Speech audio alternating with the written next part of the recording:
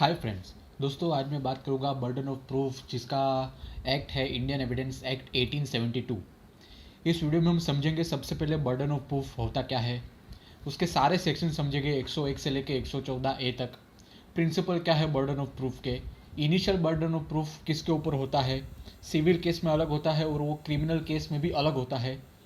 Doctrine of wraps is लुकेटर क्या होता है, when the burden of proof lies on defendant, ये सारी चीज़ें आज हम इस वीडियो में समझेंगे। देखिए दोस्तों, सबसे पहले बात करते हैं बर्डन ऑफ प्रूफ क्या होता है। देखिए दोस्तों, जब भी कोई पार्टी केस फाइल करती है, केस फाइल करने के बाद सामने वाली पार्टी को नोटिस जाती है। जैसे ही वो पार्टी कोर्ट में अपीयर होती है, उसके पहले क्या करना पड़ता है, जिस पार्टी ने केस फाइल किया उसको अपना एविडेंस रखना पड़ता है। फिर उस एविडेंस के ऊपर क्रॉस एग्जामिनेशन होगा। अगर ज़रूरत पड़ी तो री एग्जामिनेशन भी होता है। बात करते हैं the term burden of proof is not defined in Indian evidence act. Burden of proof का जो टर्म है, इसका जो डेफिनेशन है, मतलब उसका कोई क्लियर मीनिंग एविडेंस एक्ट में नहीं दिया गया। A person needs to prove something so that the court can pass an order or judgment. So according to that the burden of proof stays on that respected person. अभी समझो मैं plaintiff हूँ या तो मैं कोई विक्टिम हूँ किसी घटना का, किसी ने मेरे साथ गलत कर दिया, तो मैं क्या करूँगा, उस व्यक्ति के खिलाफ मैं केस फाइल करूँगा। उसके बाद क्या होगा, अगर मैं चाहता हूँ कि इस घटना के ऊपर कोर्ट जजमेंट दे और सामने वाली पार्टी को पनिशमेंट मिले या तो उसके तरफ से मुझे कोई कंपनसेशन मिले, तो ये बात मुझे प्रूव करनी पड़ेगी कि मेरे साथ गलत हुआ है। समझो मैंने आपको 10 लाख रुपया दे दिया, आपने मुझसे ये वादा किया कि मैं आपको 30 दिन में पैसा दे दूंगा। ठीक है, पैसा मैंने आपको 10 लाख रुपया दे दिया, आपको बिजनेस को, आपके अपने बिजनेस को बड़ा करना था, कोई भी रीज़न हो सकता है। तो यहाँ पे क्या हुआ, जैसे ही 30 दिन मतलब 1 महीना ख़त्म हुआ, आपने मुझे पैसा नहीं दिया और मेरे वादे को तोड़ दिया, तो यहाँ पे क्या होगा, मैं आपके खिलाफ समरी सूट कर सकता हूँ। तो यहाँ पे क्या होता है, मुझे बताना पड़ेगा कि आपके ऊपर लायबिलिटी है मेरी, है ना, मतलब आपको मुझे पैसे लौटाने हैं। तो ये सारी चीज़ें सबसे पहले मुझे केस कोर्ट में बतानी पड़ेगी, है ना। तो यहाँ पे इनिशियल बर्डन ऑफ प्रूफ जो है वो मेरे ऊपर है। जैसे ही मैं अपना एविडेंस रख देता हूँ, सारी प्रोसेस खत्म हो जाती है, जैसे examination, cross examination, re examination, फिर सामने वाली पार्टी भी आती है। अभी समझो, अब बात करते हैं सेक्शन 101 से लेकर 114A तक। पहला सेक्शन है बर्डन ऑफ प्रूफ क्या होता है। If a person want to give an what person want court to give an order or judgment on a particular crime or circumstances, then in such case person has to prove that crime circumstances and on that person burden of proof lies। अभी समझो किसी ने मेरे साथ गलत कर दिया, या तो फिर समझो किसी ने मुझे कोई सिविल केस मैंने फाइल कर दिया किसी सामने वाली पार्टी पे। अब यहाँ पे क्या होता है, जैसे मैं केस फाइल करता हूँ, मुझे एविडेंस भी देने पड़ेंगे और मैं ये चाहता हूँ कि कोर्ट उस जो क्राइम हुआ, जो केस हुआ, उसके ऊपर जजमेंट दे। तो ये मेरे ऊपर बर्डन ऑफ प्रूफ रहेगा कि मैं कोर्ट में एविडेंस फाइल करूँ और उसके ऊपर कोर्ट जो है अपना ऑर्डर या जजमेंट दे।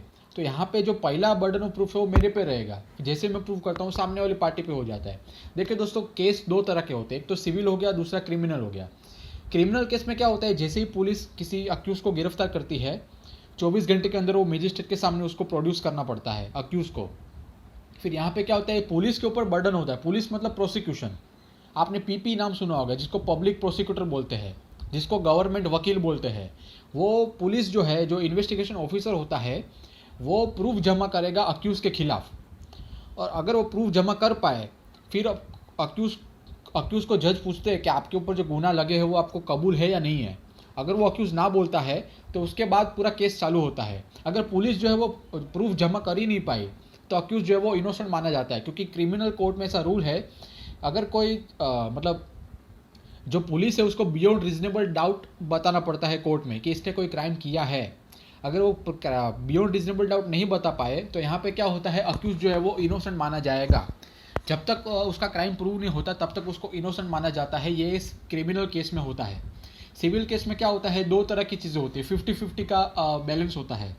समझो मैंने आपके खिलाफ केस फाइल कर दिया सिविल नेचर का, अब यहाँ पे मैं अपना प्रूफ रखूँगा, फिर जैसे ही मेरा चांस खत्म होगा, आपको चांस मिलेगा, आप अपना प्रूफ रखोगे, दोनों का क्रॉस एग्जामिनेशन होगा, री एग्जामिनेशन होगा, सब हो जाएगा।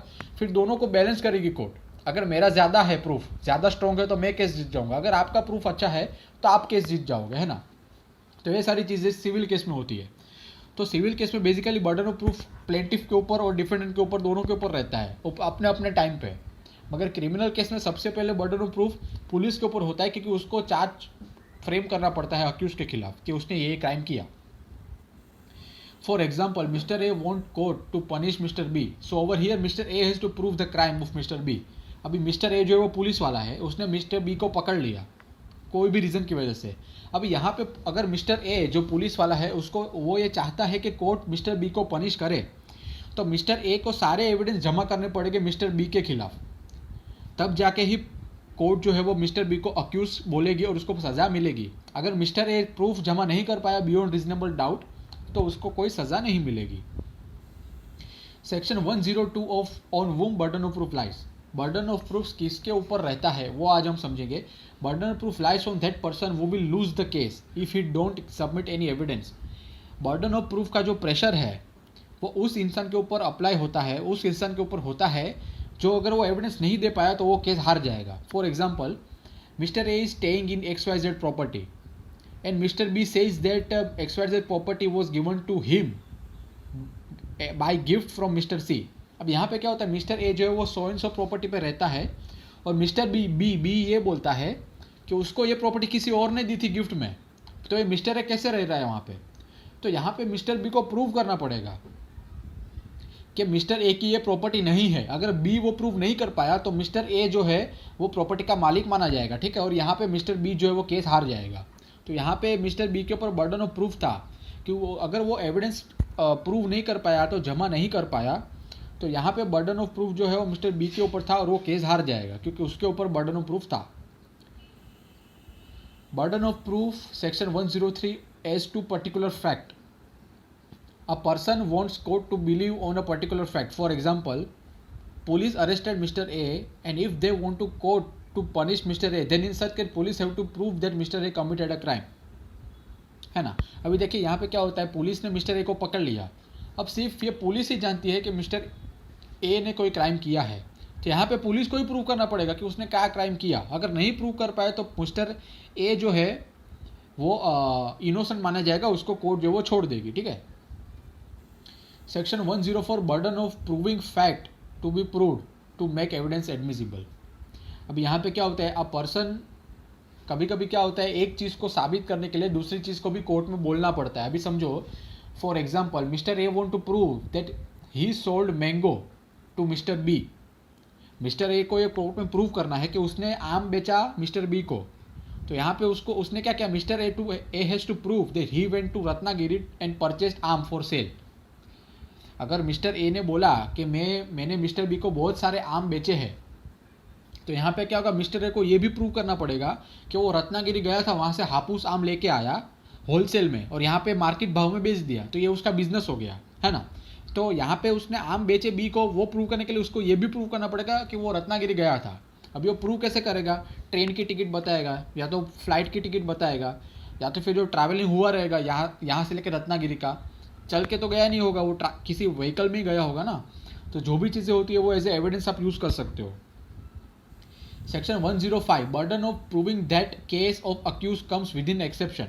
अब ये काफ़ी इंपॉर्टेंट है, इसके ऊपर काफ़ी शॉर्ट नोट भी पूछी जाती है दोस्तों।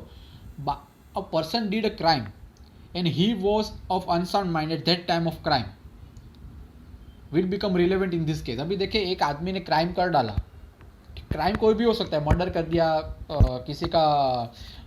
किसी का चेन चोरी कर लिया गले में से वगैरह।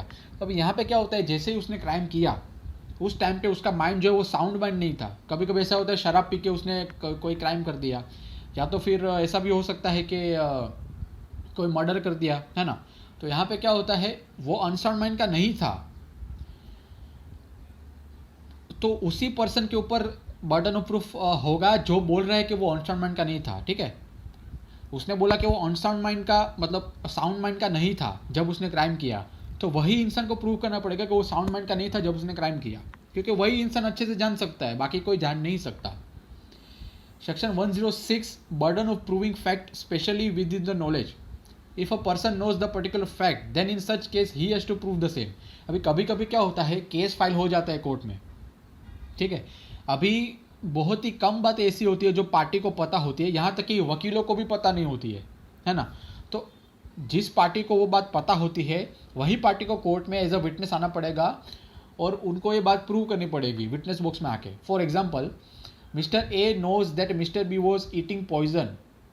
Then in such case Mr. A has to prove the same because he only knows that what was going on at that time. Mister A को पता है कि मिस्टर बी ने पॉइजन पिया और उसके वजह से उसकी मौत हो गई. ठीक है, अभी यहाँ पे मिस्टर ए को विटनेस बन के कोर्ट में आना पड़ेगा और कोर्ट में बोलना पड़ेगा कि मिस्टर बी ने पॉइजन पिया था ये तारीख पे और उसके वजह से उसकी जान चली गई. तो यहाँ पे क्या होता है, मिस्टर ए ही ये बात बोल सकता है क्योंकि ये बात वकील ने तो देखी नहीं है ना. उसके ए जो है वो विटनेस था जब उसने पॉइजन पिया मिस्टर बी ने. तो यहाँ पे क्या होता है, उसको खुद को कोर्ट में आना पड़ेगा और बताना पड़ेगा कि भाई इसने ये कायम किया था. Section 107 burden of proving death of person who known to have been alive within 30 days. If a person want to prove that mister A was dead और alive, then burden of proof is on that person who says that he was alive और dead.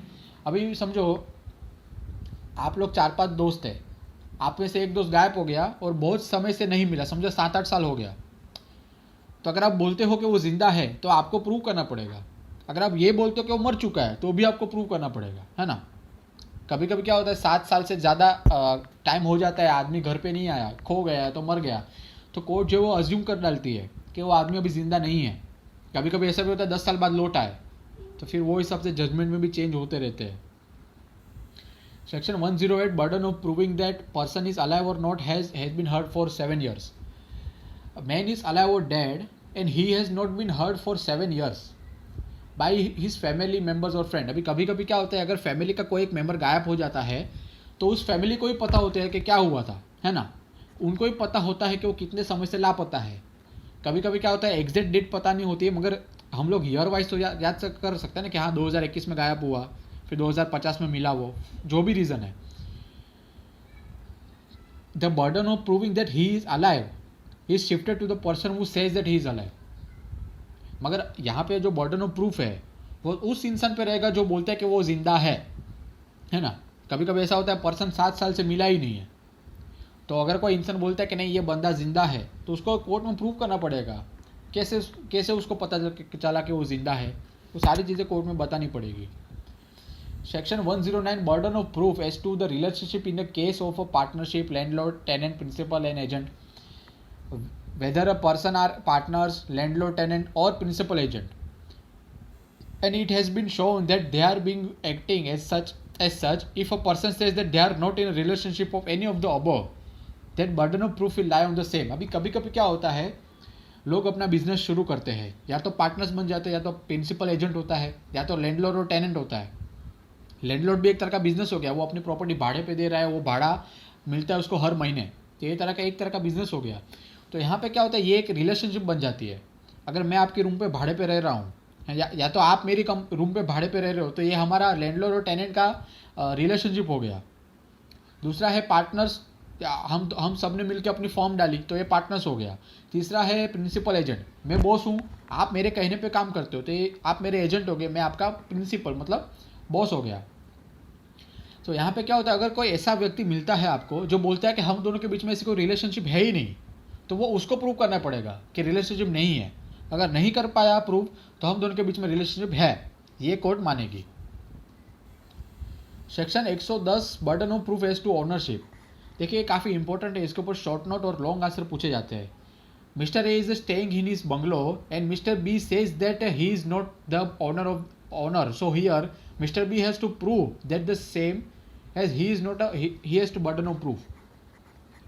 अब यहाँ पे क्या होता है, mister A जो है वो बंगले में रह रहा है और मिस्टर बी बोलता है कि मिस्टर ए वो बंगले का मालिक नहीं है. तो यहाँ पे मिस्टर बी को प्रूव करना पड़ेगा कि मिस्टर ए मालिक नहीं है. अगर वो प्रूव नहीं कर पाया तो मिस्टर ए जो है वो लॉफुल मालिक है, वो कोर्ट मान लेगी. ठीक है, ये काफ़ी सिंपल हो गया. Section 111 proof of good faith in transaction where one party is the relationship of active confidence. Good faith in transaction between parties.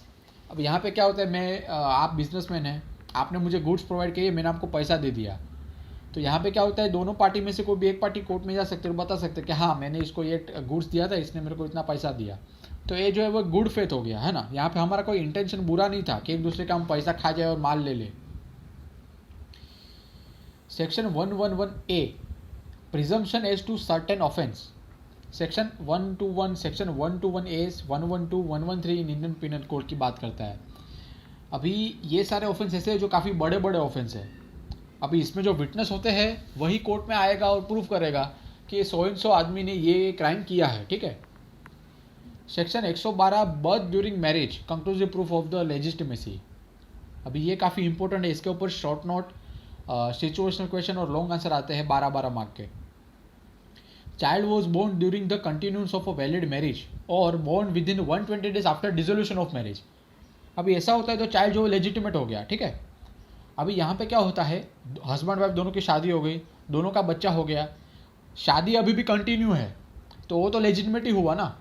अभी कभी कभी क्या होता है, हस्बैंड वाइफ में डाइवोर्स हो गया, डाइवोर्स हुआ, आज डाइवोर्स हुआ और आज से लेके 280 दिन के अंदर बच्चा बोर्न हो गया, तो ये भी लेजिटिमेट बच्चा माना जाएगा, ठीक है। Section 113 proof of cessation of a territory. notification in official gazette that any portion of the British territory been ceded to any native state, prince or a ruler shall be conclusive proof that a valid cession of territory took place। अब यहाँ पे क्या होता है, newspaper जैसे official gazette होता है उसमें अगर बोल दिया कि ये टेरिटरी अभी नहीं बची है तो वो भी एक प्रूफ हो जाता है, फिर उसमें पर कोर्ट कोई डाउट नहीं करती है। Section 113A presumption as to abetment of suicide by married woman. ये भी काफ़ी इंपॉर्टेंट सेक्शन है। A married woman died and court thinks that it was indirectly forced by husband और his family, then in such case the following factor are helpful. यहाँ पे क्या होता है, शादीशुदा जो वुमन होती है वो मर गई, तो कभी कभी क्या होता है, जो हस्बैंड या तो उसकी फैमिली है, जो ससुराल वाले होते हैं, वो लोग भी काफ़ी इम्पैक्ट करते हैं वाइफ की डेथ में। अभी कैसे, वो मैं आपको बता देता हूँ। that she had committed suicide within the period of 7 years from the date of marriage। शादी के 7 साल हो गए और 7 साल के अंदर अंदर या तो 7वें साल पे उसने आत्महत्या कर ली। ये एक रिलेवेंट हो गया हस्बैंड को, उसकी फैमिली को फंसाने के लिए कोर्ट में, ठीक है। दैट द हर हस्बैंड और such relative of husband had subjected to cruelty. या तो क्रूरल्टी हो सकता है या तो डाउरी डेथ हो सकती है, ठीक है। हस्बैंड या तो उसकी फैमिली ने वाइफ को टॉर्चर किया और वो जो मैरिड वुमन है वो मर गई, तो ये दो फैक्टर है वो मायने रखते हैं। अगर शादी के 7 साल के अंदर अंदर वाइफ अपनी सुसाइड कर लेती है तो हस्बैंड और उसकी फैमिली लायबल हो सकती है, फिर वो कोर्ट में क्या जजमेंट आएगा वो बाद में देखते हैं। मगर जो पहला डाउट है वो हस्बैंड और उसकी फैमिली पे जाता है, ठीक है, क्योंकि आजकल ऐसे मामले बहुत सामने आते हैं जो जहाँ पे डावरी डेथ होती है, सुसाइड होती है वगैरह वगैरह। Section 113B presumption as to dowry death. जैसे मैंने आपको पहले बताया, डावरी मतलब क्या, शादी के टाइम पे जो हस्बैंड अपनी वाइफ से मतलब उसके परिवार से कुछ पैसा लेता है, या तो गाड़ी लेता है, घर लेता है, तो यहाँ पे क्या होता है, फैमिली के ऊपर बहुत प्रेशर होता है, क्योंकि डावरी मतलब एक तरह का आप एसेट सामने वाले हस्बैंड और उसकी फैमिली को दे रहे हैं। तो यहाँ पे कभी कभी वाइफ जो वो सुसाइड कर डालती है या तो अपनी जान ले लेती है ना। तो the married woman died if she was subjected to cruelty, then in such case court will presume that it was a dowry death. यहाँ पे क्या होता है, एक शादीशुदा औरत या तो जिसकी शादी होने वाली है वो अगर वो सुसाइड कर डालती है तो यहाँ पे क्या होता है, कोर्ट ये मान लेती है कि एक डावरी डेथ थी, है ना। कोर्ट ये सोचेगी कि ये डावरी की वजह से उसने आत्महत्या कर ली। सेक्शन 114 कोर्ट में presume existence of a certain fact. Court जो है वो अपना प्रिज्यूम कर लेगी कि ये फैक्ट जो है वो हकीकत में था। The court may presume the existence of any fact which it thinks likely to have happened. For example, if person has a costly smartphone and it was stolen, so here that person is thief or he knows that it was stolen। अभी यहाँ पे क्या होता है, एक आदमी है जिसके पास बहुत महंगा फ़ोन है, अभी कोर्ट को ये पता है कि ये फ़ोन चोरी का है, तो अभी यहाँ पे दो चीज़ हो सकती है, या तो वो आदमी खुद चोर है जिसने फ़ोन चुराया, या तो किसी चोर ने उसको बेच दिया सेकेंड में, है ना। तो ये दो चीज़ें दोनों में से कोई भी एक हो सकती है, तो वो हिसाब से फिर जजमेंट आता है कोर्ट में, ठीक है। Section 114A presumption as to absence of a concern in certain prosecution of rape. ये लास्ट सेक्शन है, इसके बाद भी हम आगे पढ़ेंगे। In rape case the criminal mind and the act proved and the question is the whether is it without the concern of woman. अगर किसी लड़की का ये होता है तो अगर वुमन खुद बोल देती है कोर्ट में कि ये मेरे कंसर्न में नहीं था, तो वो जो आदमी है जिसने वो गलत काम किया उसको कोर्ट जो वो सज़ा सुना सकती है, या तो फिर उसको मौका देती है कि वो अपने आप को इनोसेंट साबित करे। अब बात करते हैं principle of burden of proof. दो तरह के प्रिंसिपल होते हैं, एक तो है बर्डन ऑफ प्रूफ, दूसरा होता है proving a fact. Because the burden of proof stage still, burden of proof जो होता है वो स्टिल होता है, मगर ओनर्स ऑफ प्रूफ जो बदल जाता है। ओनर्स मतलब क्या, एक प्रेशर होता है पार्टी के ऊपर। अभी सिविल केस में क्या होता है, मैंने अपना पार्ट जो प्रूव कर दिया, तो बर्डन ऑफ प्रूफ आपके शिफ्ट हो जाएगा, आप डिफेंडेंट है, ठीक है। तो बर्डन ऑफ प्रूफ सेम ही है दोनों पे, मगर आपके ऊपर ओनर्स आ जाएगा। ओनर्स मतलब आपका ये अभी आपके ऊपर है कि आप अपने आप को कैसे बचाते हो, ठीक है। देखिए मैंने यहाँ पे लिखा है, in civil case evidence of both the parties is required because it is the civil case and there will be compensation as a judgement, है ना। सिविल केस में क्या होता है, दोनों पार्टी के, मैंने आपको पहले ही बताया कि दोनों पार्टी का जो एविडेंस है वो कोर्ट देखती है। अगर मेरा केस मेरा एविडेंस अच्छा स्ट्रॉन्ग है तो मैं जीत जाऊँगा, अगर आपका एविडेंस अच्छा है तो आप जीत जाओगे। क्रिमिनल केस में क्या होता है, अगर पुलिस किसी अक्यूज को पकड़ती है उसको 24 घंटे के अंदर अंदर मजिस्ट्रेट को सामने लेके जाना पड़ता है। तो यहाँ पे क्या होता है, जैसे वो मजिस्ट्रेट के सामने जाता है, पुलिस को प्रूफ जमा करना पड़ता है कि उसने कोई क्राइम किया। अगर पुलिस वो जमा नहीं कर पाई तो अक्यूज जो है, जिसको पुलिस ने जिसको अरेस्ट किया था वो इनोसेंट माना जाएगा तब तक, क्योंकि ये क्रिमिनल में रूल है, जब तक प्रूव नहीं होता कि वो क्रिमिनल है तब तक उसको इनोसेंट माना जाए। तो ये दो जो है वो प्रिंसिपल हो गए, सिविल में अलग होता है और क्रिमिनल में भी अलग होता है। इनिशियल बर्डन ऑफ प्रूफ किस पे होता है, अभी देखिए in criminal case generally the police, मतलब जो प्रोसिक्यूशन होता है उसके ऊपर बर्डन ऑफ प्रूफ होता है। अभी समझो किसी ने, जैसे मैंने आपको पहले ही बताया कि किसी पुलिस ने अक्यूज को गिरफ्तार कर लिया, फिर पुलिस को प्रूव करना पड़ेगा कि उसने कोई क्राइम किया है ना। तो यहाँ पे क्या होता है, डिफेंडेंट विल मतलब जैसे ही प्रोसिक्यूशन का विटनेस एविडेंस जमा हो गया, फिर वो हिसाब से कोर्ट जो है वो पनिशमेंट देती है। अगर प्रोसिक्यूशन प्रूफ जमा नहीं कर पाई और प्रूव नहीं कर पाए कि वो अक्यूज़ है, तो वो जो इंसान है जिसको पुलिस ने अरेस्ट किया वो बाइज्जत बरी हो जाएगा, मतलब उसको कोई सज़ा नहीं मिलेगी। दूसरा है सिविल केस। सिविल केस में प्लेंटिफ अपना साइड रखेगा, फिर डिफेंडेंट भी अपना साइड रखेगा, तो दोनों का जो जिसका पल्ला भारी वो केस जीत जाएगा। Doctrine of res ipsa loquitur. अभी यहाँ पे क्या होता है, थिंग्स स्पीक फॉर इटसेल्फ। कभी कभी क्या होता है, हर चीज़ का प्रूफ नहीं होता। कभी कभी ऐसे भी केसेस होते हैं जहाँ पे आपको अनुमान लगाना पड़ता है कि गलत हुआ है और यही विक्टिम है और ये डिफेंडेंट हो सकता है। अभी समझो ऑपरेशन होता है, किसी पेशेंट का ऑपरेशन हुआ और उस पूरे ऑपरेशन रूम में एक ही डॉक्टर था और आजू बाजू नर्स खड़े थे जो डॉक्टर की हेल्प करते हैं कि कैंची दो, सुई धागा दो स्टिचिंग करने के लिए, मास्क लगाओ, लाइट चालू करो, पंखा बंद करो वगैरह, है ना। तो अगर कोई पेशेंट मर गया तो डॉक्टर पे ही कोर्ट डाउट करेगी, है ना, क्योंकि ऑपरेशन तो डॉक्टर ने किया, जो भी दवाई उसको पेशेंट को दी वो डॉक्टर ने दी। नर्स का काम है खाली असिस्ट करना।